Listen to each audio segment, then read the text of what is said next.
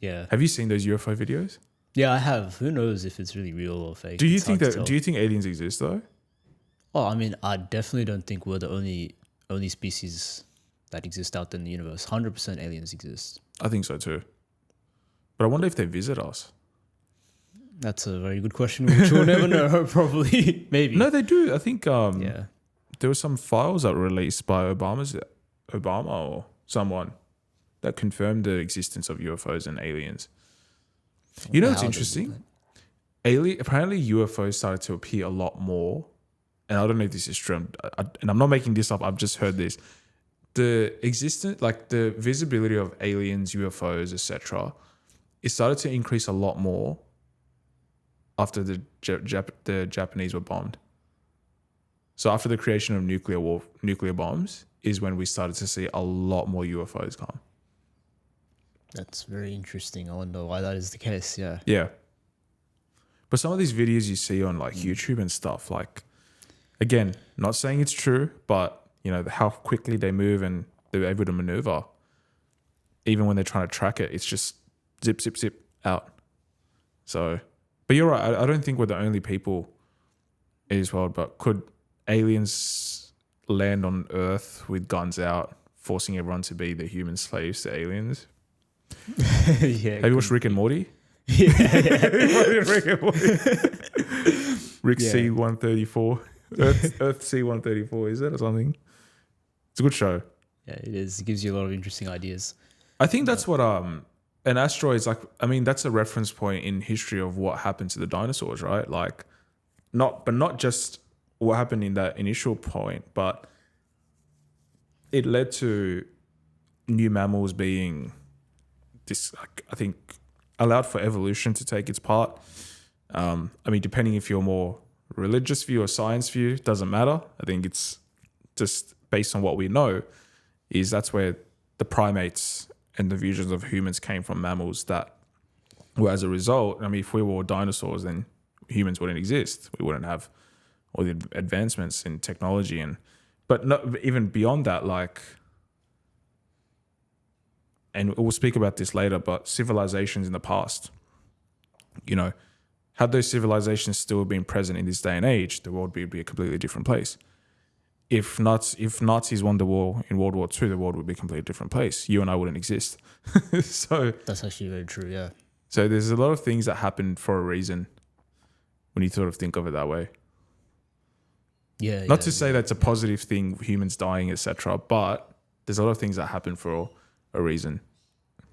Yeah, it's the idea of causation, I guess. Like, Yep. Just there's things that come into play that result in an outcome, and yeah, there's obviously reasons for how that happened. But coming back to the other Black Swan events, I think we did touch on a couple of these things. We did talk about like the economic disruptions. So, I mean, within this current environment, I mean, everyone experiences it. I go out, I hear everyone talking about house prices anywhere I go, whether it's like at the gym, whether it's like in public transport, whether it's like the shops, whether birthday parties, like everyone's talking about how ridiculous house prices are. And the pain is being experienced by everyone with that. And now it just makes you think of obviously like GFC, like high debt and people taking huge loans and things like that with a high interest rate environment with also high inflation. And now, and because people are very dependent on their day jobs, right? It's like, what happens then when AI comes into place, right? Which the World Economic Forum have said that in 2027, 44% of core skilled based jobs will be replaced by AI. And 60% of all professionals will need to be retrained. And this is according to the World Economic Forum, right? And so that shows you then, if that was really the case, where people would have to retrain and completely change their careers, then they have to sort of take time off to learn again. And then if they can't do repayments, then obviously they can't afford the house. Yeah, I think with the economic disruptions bit, like house prices, this is where it gets a little interesting, because house prices is something that is in the control of, I wouldn't say governments directly, but policies that the government lays out and the RBA lays out will create an environment where that will dictate how house prices are. So, for example, if you're in an economy that allows for a lot of foreign investment, and then you've got a culture of Australians that are obsessed with investment properties. I mean, how many people think, oh, I want to buy an investment property, I want to buy an investment property, I want to buy an investment property? There's a lot of people out there. And look, no disrespect to them at all. You know, do you. But if you think that's the way your financial freedom, that's fine. Cool. But that also has cascading impacts on how you think of it, how you think of property, and what that has on impacts on prices. Because then at that point, you're outpricing people that don't have a method to get in, or don't have sort of the barriers to entry is very, very low, very, very high. Yeah, very, very high. Sorry. High, yeah. Yeah. And so, you know, I think you're right. The house prices in Sydney, I mean, in Australia and all over the world, it's quite ridiculous. But to think that you have some of the best economic advisors that sit, and it's something you can kind of foresee based on theory. And then policies aren't put in place to ensure that it's controlled in a way. That's where it gets a little frustrating for people, because that will have an impact that will lead to a black swan event, right? But it's completely avoidable. You know, at a point in time, it's completely avoidable, whether it's investments into infrastructure, it's expanding your population to different parts of the country, creating services, whatever it is in those places, making it centralized instead of having major countries, cities that are the hub. There's potential outside of Sydney. You know, for example, Newcastle is, you know, it's probably, it's an hour and a half up north. Great potential. Down south, you know, if you go towards like Wollongong, potential. But then if you go towards the country towns, Goulburn, and drive south, or you drive a bit out west, or you drive north, there's so many places that could be given the right resources to really control the prices. And again, if 60-70% of people can't afford housing, and 30% of people can afford housing, the wealth inequality over time will increase significantly. And then that leads to civil unrest as well. You know, like the gap between middle class and the upper class will just increase, where it'll be just two classes of people. You'll have the upper class and the lower class. You know, but if we look at an economy, the middle class make up a big chunk of that economy. And the function, like the input they have and what they're able to, the level of take away influence, but they're your everyday people. They're the people that are going out buying groceries week in, week out. They're the people that are spending not on luxuries or anything, but they're spending on everyday things. Goods and services. Exactly. And that's core for the economy to survive. You know, so this whole economic disruption thing, I think it's a little frustrating because there's ways to avoid it for certain things, you know? So that's a very good perspective, like where you're talking about creating infrastructure to distribute the population, because, you know, there's areas like in Sydney that are highly dense. Wherever you go, it wasn't like that like 10, 15 years ago. And if they were able to distribute that to like other areas, then it sort of would balance out with the prices of every like houses in a way. So especially expansion and just infrastructure, I think like that's like the best way. But obviously those things take a lot of time and have to go through a lot of processes. Like you can't just randomly build like a high speed railway like in the span of years. It takes a fair bit of time, I guess, and planning. But that's something they could obviously, that's probably the best course of action. I mean, some sense, but yeah. You're right. I think like Melbourne to Sydney is the 5th busiest flight route in the world. I think we're close to 9 to 10 million people That's using crazy. that. I would never have thought of that. Right. And, you know, when you compare it against different countries like Shanghai, we're more busier than Shanghai to Beijing. Population of 1 billion, and we have a busier flight route. So it tells you that Melbourne and Sydney are two very centralized places where the link between Melbourne and Sydney is quite important, because you've got flow of skilled labor you've got flow of professional services. You've got 2 states that are the biggest states in the country. Queensland is slowly surpassing that. I think Queensland will surpass that in the next 20 years with the amount of investment and everything that's going on in there. But you want to create that link between your major cities, an accessible link, right? If flights are $200 one way, $400 return from Sydney to Melbourne, how is that feasible to someone that probably, if you create a high-speed rail that gets you to Sydney and Melbourne in 2 or 3 hours? It's doable. We see it all over the world, right? Yeah, that's a very good perspective. So I think when people I think there's ways we could have combated the house prices, and I think we tend to react more than be proactive in planning. Like the M7 expansion, I don't know if you crossed that. I think they're expanding the M7 now, but the M7 was built, I think 10, 15 years ago. It's been, no, even more, 18 years ago. Something along those lines. I'm sorry, I don't have the stats in front of me at the moment, but it's just only 2 lanes.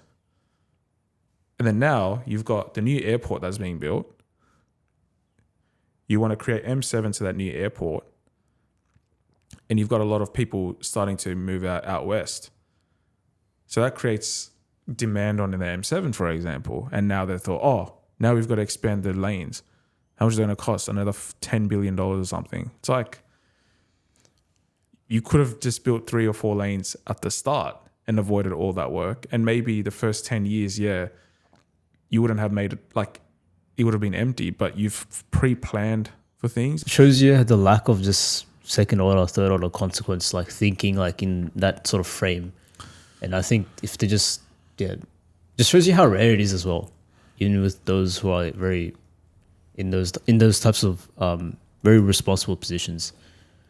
But yeah, I think like what we were mentioning before was like with AI as well. So like as we said, like most of jobs in 3 years are going to be somewhat replaced. And that just sort of shows you how the nature of jobs are going to start changing. And obviously what's going to be more valued, I would say personally, I don't think technical skills are going to be as valued as compared to more of soft skills. And that by that, I mean, like, obviously you need creative thinking, problem solving, critical thinking, but things like emotional intelligence, being able to do leadership positions, innovation. Like, you can't replace someone who innovates. Like, AI can't really do like the mentoring side, because obviously it can be like a tutor, but it can't keep you accountable. So like, you need a person to keep you accountable. Like, you have coaches and things like that. And then there's obviously like ethical and social responsibility. We're not at that level yet with AI, where it's like it can replace those types of things.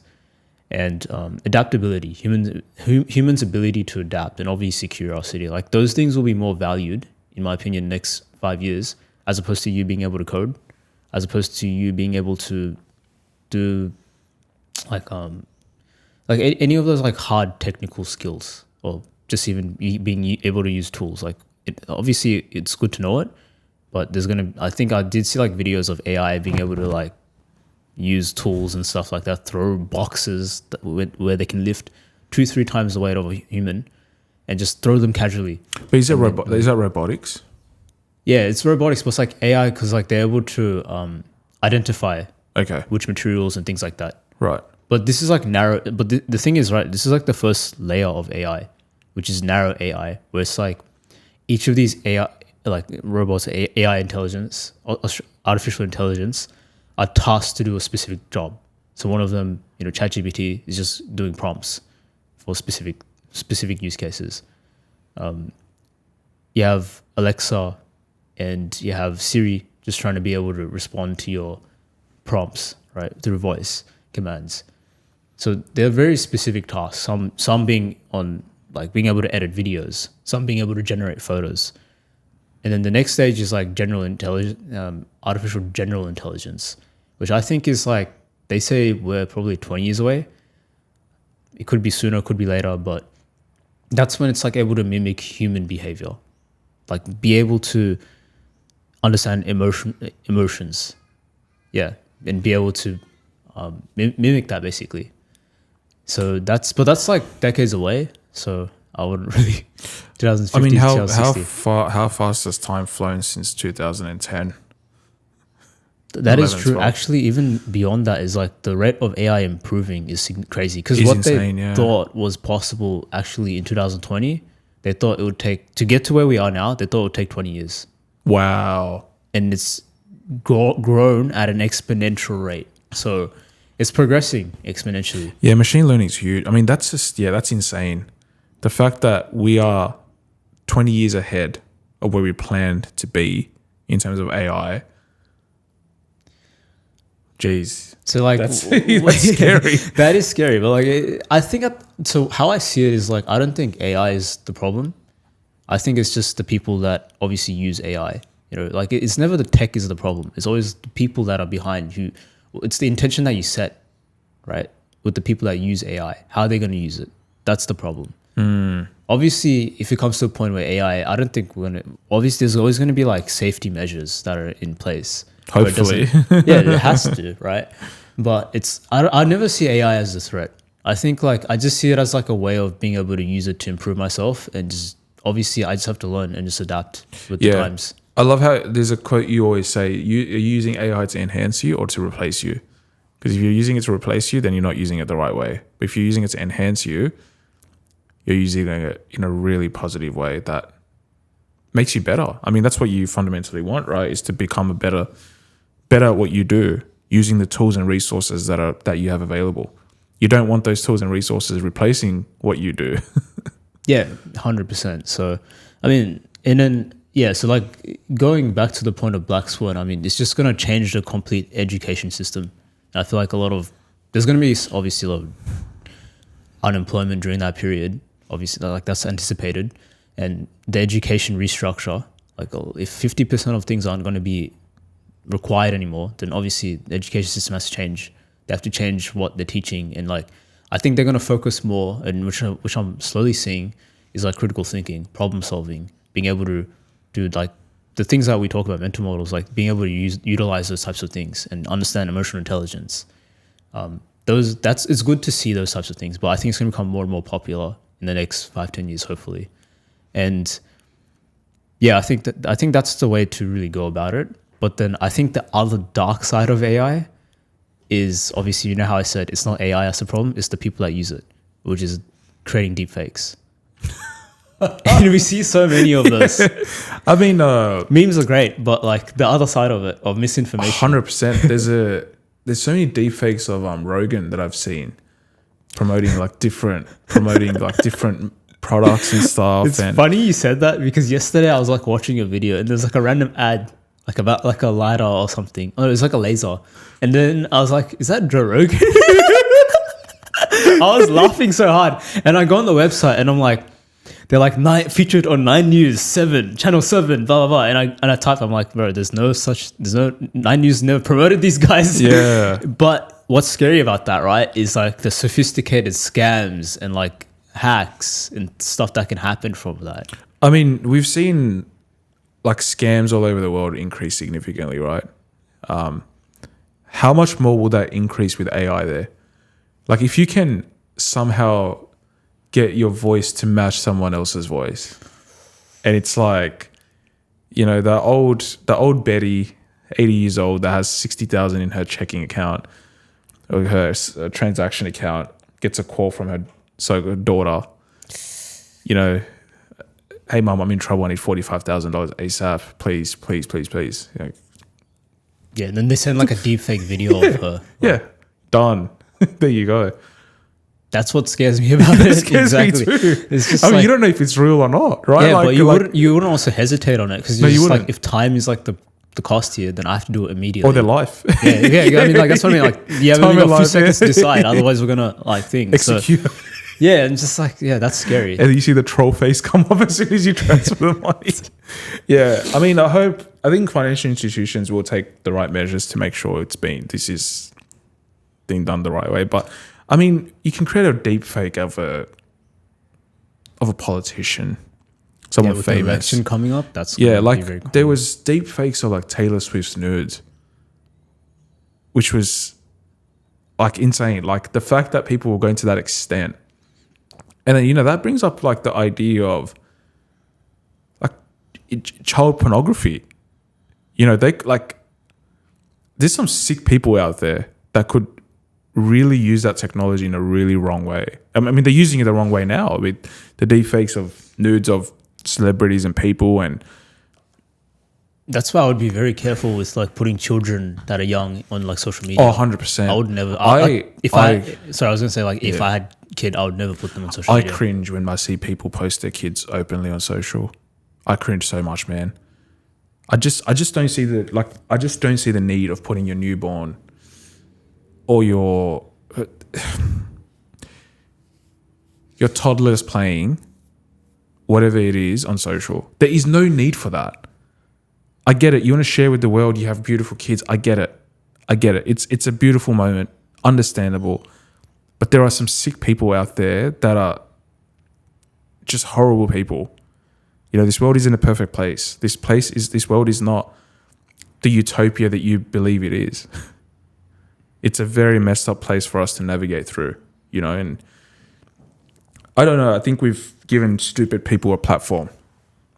I'm just going to say it out loud. I think it's like, I don't know. Like, I just post yourselves, don't care. When we involve children, you're opening up a completely different gate that opens up not just you, but your kids, your family, everyone around you to a different level of risk, you know, and it's just at what cost? You know, do you want to show the world you've got beautiful moments with your kids? Fair, but at what cost? Yeah, definitely. And I hope those kids don't ever get hurt in any way, but, you know, again, the response, but then it goes back to, you know, should we allow under 18-year-olds on social media that post themselves? So I think it's a bit of a difference because these are parents actively posting their kids, whereas a teenager, self-responsibility a bit. But again, teenagers don't have like accountability. Like I think, speaking from experience, we don't think, you know, now that we look back, we're like, oh, okay. Yeah, like specifically, I've been like obviously like under 10 years old and stuff like that. Like as in, yeah, just being very mindful of that. Obviously, teenage and stuff, they can obviously have social media and things like that. But I think even if you do share kids, just obviously make sure it's just like private account with like people that you just share with people that you actually trust. I mean, what's on the internet, it can never be removed. Yeah, that is true. Actually, I was reading about how like even if you press the delete button on Google Cloud, it doesn't delete. No, it doesn't permanently delete. It's just it deletes on some server, but it's always stored in another server, like locally. So so whatever you delete, it's not actually permanently deleted. It's out there somewhere else. So it's just deleted. It's like a soft delete. That's what it is called.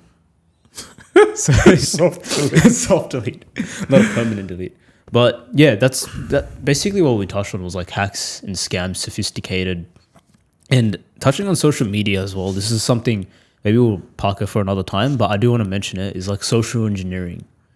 Okay. I don't think people know what that is. I actually don't. Yeah, just walk me through it. So social engineering refers to like, you might have seen it in like movies and stuff, but it's basically refers to manipulation of people to find confidential information, and then they perform like actions that obviously are not in the best interest. It's like say for example, I have the intention of, you know, breaking into your Facebook account for whatever reason. So then I just stalk you online and I try and understand like your behaviors and what you do. So say for example, I go on your Instagram and I see you on like at the gym, always at this time at 9 a.m. at this specific location. And I'll probably just go there and I'll just act, you know, as like a friend who comes there. And then I'll start to like basically ask questions and stuff to understand your interests. And then with that information and with more and more information, I can start and then based on your things that you post on your Instagram, right? I can understand like what your potential passwords can be. I just try it out with like dictionary tags and things like that. And I get more and more information from you by basically with social interactions. But obviously with social media, I can trace, like, I can basically see everything. I can understand your routines, and then I can mimic like a certain type of character to get confidential information from you, things like that. Obviously, people that do it have like a certain agenda or intention with it. They're not going to randomly do it to random people, but it just shows you how like when we post so much on Instagram, showing every little part of our life, you know, it's a huge risk when you have obviously random thousands of people. If it's not a private account, it's like a huge risk because you're risking yourself for that type of potential attack. So that's social engineering, and it can even be as simple as me just disguising myself as a plumber. But because I know, like, oh, you share everything on social media, like, oh, plumber's gonna come in or whatever, like, you share your schedule. Hey guys, it's 9 a.m. We've got a plumber here, and he's here to fix a pipe, and he might pipe me later.